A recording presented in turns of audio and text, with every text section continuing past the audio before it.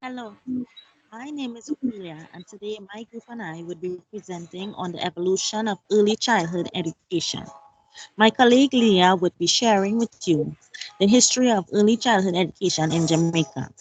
I would be talking about the improvement made to Jamaica's early childhood education over the last 10 years. Gabriel would enlighten you on how Sean Piaget's cognitive developmental theory and Lev Vygotsky's social-cultural theory changes the teaching methods previously used in early childhood education. Chelsea will explain 5 benefits that parents, the community, and stakeholders gain from having an early childhood institution in their community. Gabriel, Chelsea, and I would then highlight what the country Barbados are currently doing to promote change to their early childhood care and education infrastructure, staff training, and curriculum. Lastly, Leah would conclude our presentation. I now hand you over to Leah. As with most other West Indian islands, education in Jamaica and its dependencies was first embraced by the church.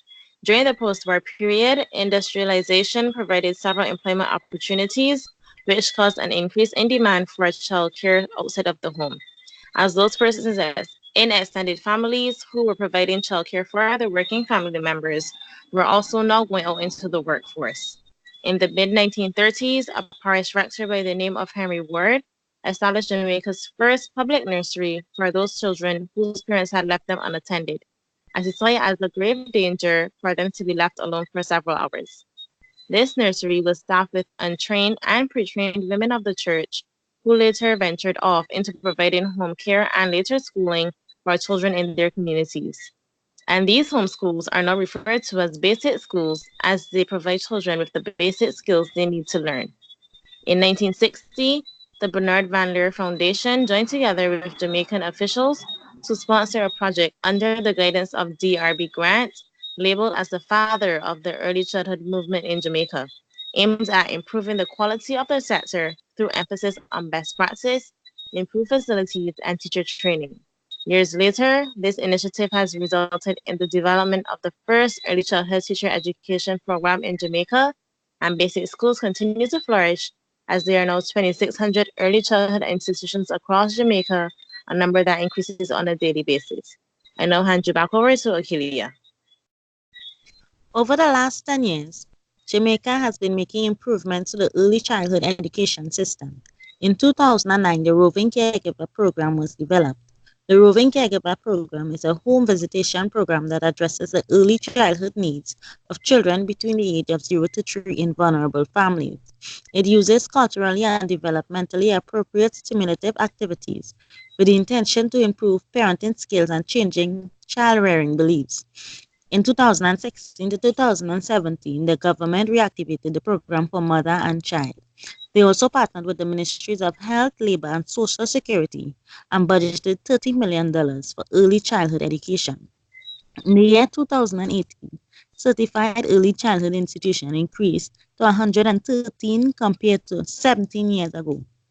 The Ministry of Education also merged with the Ministries of Health, Labor, and Social Security again and undertook supporting arrangements effectuated by Early Childhood Commission. One implementation is the development assessment.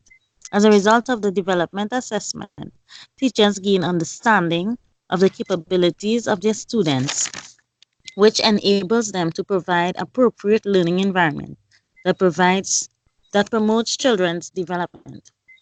Senator Reid noted that the age for assessment allows identification for developmental insufficiencies in children from a young age, which creates an opportunity for correction. The 0 to 3 Brain Builder program was also implemented in 2018. It helps develop literacy skills and is a foundation for how children will learn and socialize. This program has been beneficial to over 126 facilities. In that year, early childhood education were given an increase in funds by 30%, and resources were reserved for institutions that were in drastic need of assistance.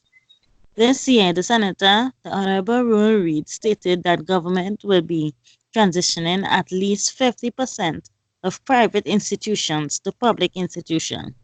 These institutions have been registered and forging ahead to meet the 12 legal operating standards. They will become schools governed under regulation by the Early Childhood Commission and appointed new boards. I now hand you over to Gabrielle. John Piaget theory implies that development is shaped and determined by a child's ability to adapt to new experiences.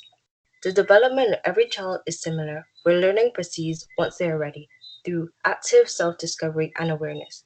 Cognitive development assists in forming a child's language abilities.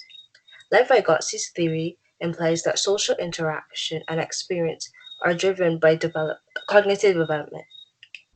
Children require guidance in order to learn, and the way they develop is based on their cultural background. A child has the ability to learn at any point once their ZPD is acquired. Both theories believed in active learning and student-centered approach. Piaget believed in discovery learning, while Vygotsky believed in learning through guidance from a more knowledgeable other. Their methods can be seen in early childhood setting as they can learn by asking questions and by guiding correctly. Piaget has 4 stages of development in his theory, while Vygotsky believed a child's development is based on their cultural upbringings. However, combining both theories in teaching methods can lead to a well-rounded learning process. And I'll take you on to Chelsea Bennett. Presence of an early childhood school in the community has numerous benefits to parents, stakeholders, and the community at large. Having a preschool in the community provides a safe and secure place for children to grow, socialize, and develop. Therefore, children's academic performances will be enhanced because of the early foundation. Not only the child's academia will develop, but their emotional, social, and physical well-being, thus providing a holistic approach to their child's development, Child Adventure 2017. As it relates to stakeholders, having a preschool in the community provides jobs to aid childhood development. Stakeholders play a vital role in the early years of a child's development as it affects metric results. Stakeholders should invest in instructors who are aware that parent-teacher training is important. Parents should be knowledgeable about the curriculum and how they can assist at home. Melit 2013. Teachers, administrators, securities, landscapers are some roles needed for the preschool to function properly. Therefore, the community benefits from a preschool in that it creates jobs. Another benefit is a distance from home to school, thus allows for easy drop-off and pick-up. Lastly, having a preschool in the community allows for improvement in literacy and numeracy skills, which will boost economic development by reducing crime and poverty. Having a secure educational foundation creates great opportunity for future jobs, which will allow a child to escape poverty. Thank you. In relation to infrastructure in Barbados, the Ministry of Education developed a domestic summer program formerly known as the Education Sector Enhancement Program, or EduTech 2000. This program looks at the physical plan of the schools in the island and takes the initiative to develop schools that are in need of renovation. In 2013, 18 projects were completed in the summer programs. This shows that Barbados has really looked into refurbishing the school within Barbados, as in 2019, 37 out of 41 schools have been completed in the summer repair program. This number of schools displayed a good turnout for the Ministry of Education, as the year prior 17 schools were targeted. Staff training.